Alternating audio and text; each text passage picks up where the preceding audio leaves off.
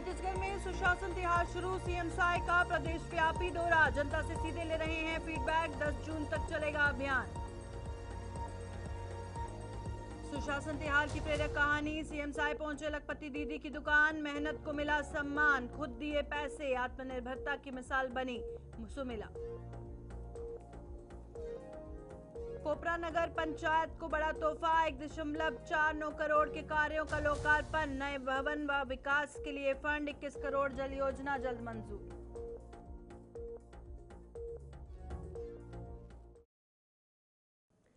नमस्कार, छत्तीसगढ़ का ये बुलेटिन देख रहे हैं आप और मैं हूं प्रियंका गुप्ता आपके साथ। तो चलिए शुरुआत करते हैं खबरों की। छत्तीसगढ़ में सुशासन तिहार का आगाज हो गया है।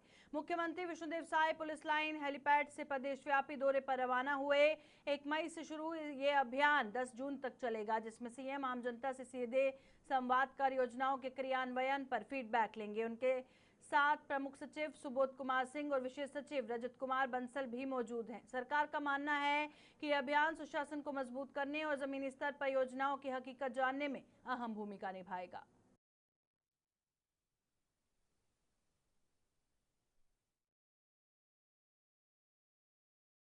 जशपुर में सुशासन तिहार के दौरान मुख्यमंत्री विष्णुदेव साय ग्राम चंदागढ़ में लखपति दीदी सुमिला कोरवा की किसान किराना दुकान पर अचानक पहुंचे।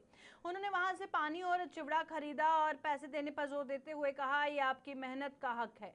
मुद्रा लोन से आत्मनिर्भर बनी सुमिला की दुकान अब गांव की जरूरतों का केंद्र है। उनके पास ट्रैक्टर व 4 पहिया वाहन भी है।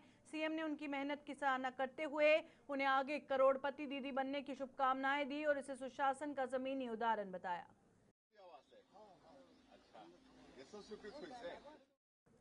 कोपरा में नवगठित नगर पंचायत को बड़ा तोहफा मिला। उप मुख्यमंत्री अरुण साव ने 1.49 करोड़ रुपए के विभिन्न कार्यों का लोकार्पण व भूमि पूजन किया और अटल परिसर का उद्घाटन कर नागरिकों को बधाई दी। उन्होंने 50 लाख रुपए नए नगर कार्यालय भवन और 1 करोड़ रुपए अन्य विकास कार्यों के लिए देने की घोषणा की। साथ ही 21 करोड़ की जल आवर्धन योजना को जल्द स्वीकृति मिलने की बात कही। साव ने भरोसा दिलाया कि कोपरा को स्वच्छ, सुंदर और सुविधाजनक बनाया जाएगा। कोपरा नगर पंचायत में 1,49,11,000 के विभिन्न कार्यों का लोकार्पण और भूमि पूजन समारोह का आयोजन था। अटल परिसर के लोकार्पण का कार्यक्रम था। नवगठित नगर पंचायत है। मैं कोपरा वासियों को 1.5 करोड़ के विभिन्न कामों का बहुत बधाई और शुभकामनाएं देता हूं। नया नगर पंचायत होने के कारण हमारा ये नगर स्वच्छ, सुंदर और सुविधापूर्ण बने, इसके लिए राज्य सरकार लगातार सहयोग कर रही है। नया कार्यालय भवन बने, इसके लिए 50 लाख रुपए देने की घोषणा की है। नगर में अन्य विकास कामों के लिए 1 करोड़ रुपए और देने की घोषणा की है। साथ ही जल आवर्धन योजना 21 करोड़ रुपए की लागत से बहुत जल्दी कोपरा के लिए स्वीकृत होगा। तो निश्चित रूप से कोपरा हमारा स्वच्छ, सुंदर और सुविधापूर्ण बने, इसके लिए हमारी सरकार प्रतिबद्ध है और मैं कोपरा वासियों को बहुत बधाई और शुभकामनाएं देता हूं। कांकेर नारायणपुर के छोटे बेटिया थाना क्षेत्र में डंप रिकवरी मिशन के दौरान विस्फोट में 4 जवान शहीद हो गए। उप मुख्यमंत्री एवं गृह मंत्री विजय शर्मा ने बताया कि पहले 3 जवानों की मौके पर मौत हुई, जबकि एक घायल जवान ने बाद में दम तोड़ दिया। यह हादसा विस्फोटक सामग्री के फटने से हुआ। उन्होंने शहीद जवानों के परिजनों के प्रति गहरी संवेदना व्यक्त करते हुए कहा कि राज्य सरकार इस कठिन समय में उनके साथ खड़ी है और हर संभव सहायता दी जाएगी। ये डंप रिकवरी का मैंने फीडबैक के आधार पर डंप रिकवरी के लिए गए थे और डंप रिकवर भी हुआ है। उसमें एक्सप्लोजिव था, उसको प्रॉपर जैसे हैंडल करना चाहिए वैसा उन्होंने हैंडल भी किया है, लेकिन फिर भी किस तरीके से मैन्युफैक्चरिंग थी कि वो ज़बरदस्त विस्फोट उसमें हुआ। 3 हमारे, एक निरीक्षक और 2 आरक्षक, एक बस्तर फाइटर से, 2 DRG से वहीं शहीद हो गए और एक और आरक्षक जो है वो भी DRG से हैं। वो घायल रहे पहले, परंतु बाद में वो शहीद हो गए। और इस तरीके से आज एक बहुत बड़ी दुर्घटना हुई है। इसमें 4 हमारे, एक निरीक्षक और 3 आरक्षक ये शहीद हुए। ये कांकेर और नारायणपुर का जो सम्मिलित क्षेत्र है, छोटे बिटिया थाना क्षेत्र है, उस क्षेत्र की बात है। मैं बहुत दुख है, मैं ईश्वर से उनको उनकी आत्मा की शांति के लिए प्रार्थना करता हूँ। घर परिवार के साथ पूरा पूरा समाज, पूरी सरकार। पश्चिम बंगाल चुनाव को लेकर छत्तीसगढ़ के उप मुख्यमंत्री विजय शर्मा ने बड़ा बयान दिया। उन्होंने कहा कि घुसपैठ रोकने, बांग्लादेश सीमा को सख्ती से नियंत्रित करने और कथित कटमनी गैंग सिस्टम खत्म करने के लिए भाजपा सरकार बनना जरूरी है। उन्होंने कहा कि ईश्वर से यही प्रार्थना है कि राज्य में भाजपा की जीत हो। खेला होबे नारे पर प्रतिक्रिया देते हुए विजय शर्मा ने कहा कि यह स्पष्ट नहीं है कि विपक्ष क्या खेलना चाहता है, जबकि भाजपा कार्यकर्ताओं ने जमीनी स्तर पर कड़ी मेहनत की और जनता का समर्थन मिल रहा।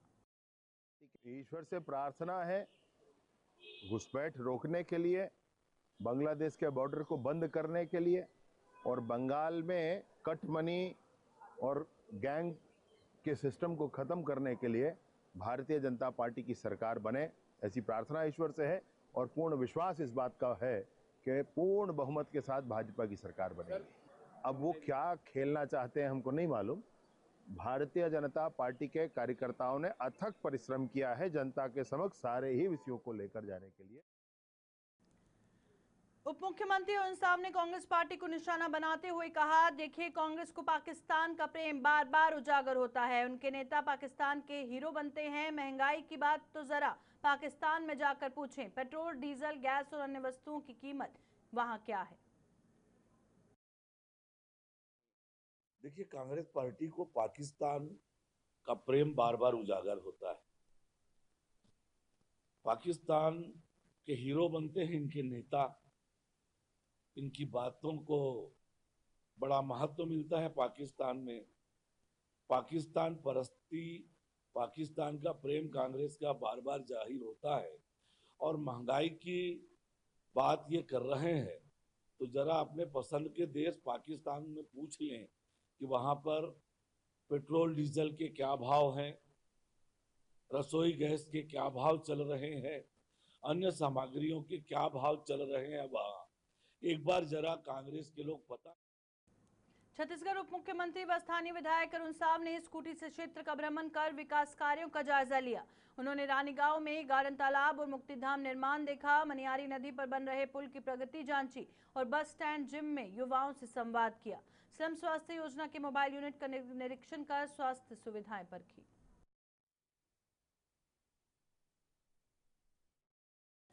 छत्तीसगढ़ के दाम कबीर में भोर मदेव जंगल सफारी का भव्य लोकार्पण किया गया। 36 किलोमीटर लंबे इस रूट का उद्घाटन विजय शर्मा, वन मंत्री केदार कश्यप और सांसद संतोष पांडे ने किया। ये सचित्र 352 वर्ग किलोमीटर के अभयारण्य क्षेत्र में स्थित है, जहां घने जंगल, पहाड़, झरने और पौधों का अनुभव होता है।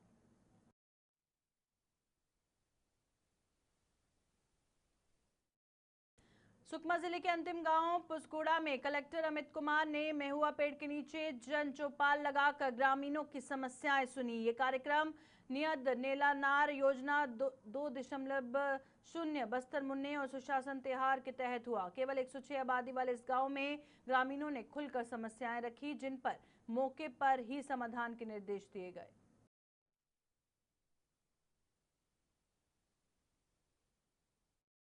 जशपुर के भैंसामुड़ा में सुशासन तिहार के दौरान भावुक और यादगार दृश्य देखने को मिला। मुख्यमंत्री विष्णुदेव साय ने 4 वर्षीय मानविका चौहान को गोद में उठाकर स्नेह जताया। बातचीत के दौरान बच्ची ने डॉक्टर बनने की इच्छा जताई, जिस पर मुख्यमंत्री मुस्कुराए और उसे आशीर्वाद दिया।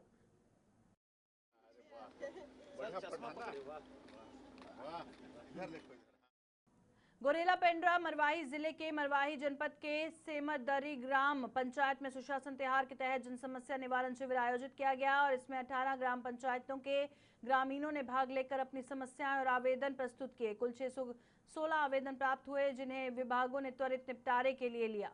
कलेक्टर लीना कमेश मंदावी ने बताया कि शिविर का उद्देश्य केवल शिकायत सुनना नहीं, बल्कि मौके पर समाधान करना है।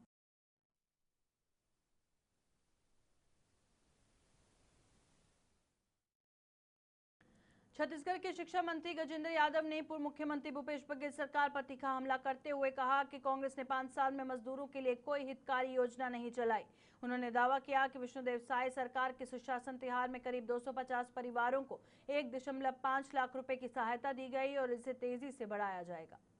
शिकायत है कुछ स्कूलों को विदेश से फंड मिलता है, तो हमने परीक्षण कराया कि ऐसा तो नहीं है कि उन स्कूलों को हमारे छत्तीसगढ़ सरकार से भी राशि मिलता है। तो ध्यान में आया कि मध्य प्रदेश जमाने से ऐसे बहुत से स्कूल हैं जिनको लगातार लाखों रुपया करोड़ों रुपया अनुदान मिलता है, और उन स्कूलों का परीक्षण किए तो बहुत से स्कूल ऐसे दिखे जहाँ पे बच्चों की संख्या 50 से भी कम है।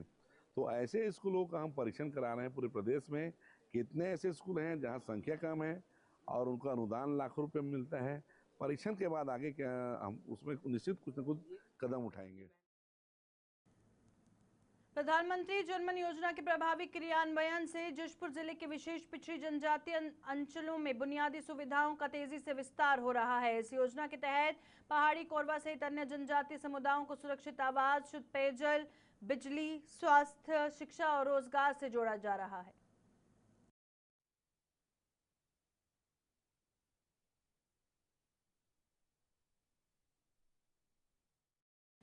धमतरी के गंगरल डैम में आपदा प्रबंधन की तैयारियों को परखने के लिए मॉक ड्रिल आयोजित की गई। जिला प्रशासन ने नाव पलटने की काल्पनिक स्थिति बनाकर रेस्क्यू ऑपरेशन का अभ्यास किया।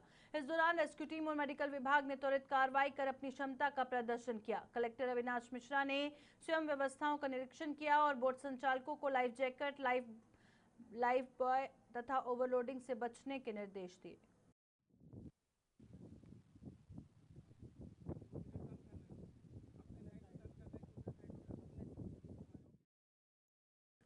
रायपुर कमिश्नरेट पुलिस ने दिल्ली में नाइजीरियन ड्रग्स सिंडिकेट पर बड़ी कार्रवाई की। Anti crime and cyber unit, anti narcotics task force और देवेंद्र नगर थाना पुलिस की संयुक्त टीम ने तोचकू अफामे उर्फ प्रिंस चार्ल्स और सन्नी शर्मा को गिरफ्तार किया। आरोपियों के पास से 9.7 लाख रुपए नगद, 5 आईफोन और चेकबुक बरामद हुए।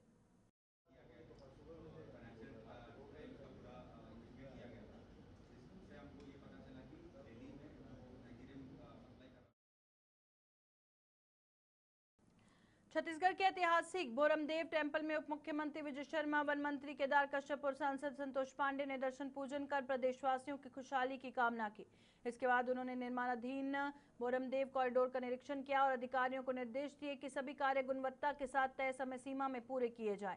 इस दौरान जिला पंचायत अध्यक्ष ईश्वरी साहू सहित अन्य जनप्रतिनिधि भी मौजूद रहे। भोरमदेव महाराज के मंदिर के परिसर के उन्नयन का कार्य जारी है। साथ ही साथ एक और चीज इसके साथ अटैच करने के लिए ये भोरमदेव सेंचुरी 36 किलोमीटर का लंबा एक परिपथ है, वो और आगे बढ़ने वाला है। और इस पूरे परिपथ में कहीं भी हैबिटेशन नहीं है, कहीं भी बसाहट नहीं है, पूरा वनांचल क्षेत्र है। पर्याप्त मात्रा में जंगली जानवर इसमें दिखते हैं और बहुत सुंदर प्राकृतिक दृश्य है। ये पूरा होकर के ये भोरमदेव अभ्यारण्य आज इसमें स्थानीय युवक काम कर रहे हैं। उनको अपनी जिप्सी मिली है, उस जिप्सी में वो गाइड का काम कर रहे हैं और वो आने वाले अतिथियों को घुमाएंगे। माननीय हमारे केदार कश्यप जी वन विभाग के जो मंत्री हैं, आज उनके कर कमलों से इसका उद्घाटन हुआ है। साथ ही साथ सांसद संतोष पांडे जी और सभी जनप्रतिनिधि कवर्धा के ईश्वरी साहू जी, चंद्रप्रकाश जी, मोतीराम चंद्र जी। धमतरी पुलिस ने गांजा तस्करी पर रोक लगाने के लिए संवेदनशील इलाकों में नाकाबंदी तेज कर दी है। इसी दौरान बोराई पुलिस स्टेशन एरिया में एक वाहन के न रुकने पर थाना प्रभारी ने उसका पीछा किया। इस दौरान वाहन चालक द्वारा अमर्यादित व्यवहार किए जाने की बात सामने आई है। क्षेत्र में ब्राह्मण बहरा नाम का एक गांव है, जहां पे मसान घाट जंगल में 4 व्यक्ति शराब का सेवन एक साथ रात में कर रहे थे, जिसमें सोनू यादव, नरेश यादव और शिषपाल मरकाम और राम भरोस सोनी। और इन लोग दारू पीने के दौरान आपसी विवाद और गाली गलौज शुरू हो गया। बाद में विवाद इतना बढ़ गया कि एक व्यक्ति था सोनू यादव, जो टंगिया से शिषपाल मरकाम के चेहरे पर एक वार किया और उसको घायल कर दिया, और नरेश यादव के सिर पर प्राणघातक हमला किया और मौके पर ही उसकी हत्या कर दिया। पुलिस को सूचना मिलते ही मर्ग इंटीमेशन पुलिस द्वारा लिया गया और मर्ग जांच की गई। प्रारंभिक पूछताछ में आरोपी के बारे में पता चला और आरोपी सोनू यादव को गिरफ्तार किया गया और उसके खिलाफ बीएनएस की धारा 103 हत्या। छत्तीसगढ़ के इस बुलेटिन में फिलहाल इतना ही। दीजिए इजाजत। नमस्कार।